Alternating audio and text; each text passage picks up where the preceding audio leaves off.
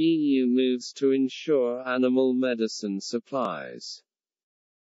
Current post-Brexit arrangements to ensure the continued availability are to be extended.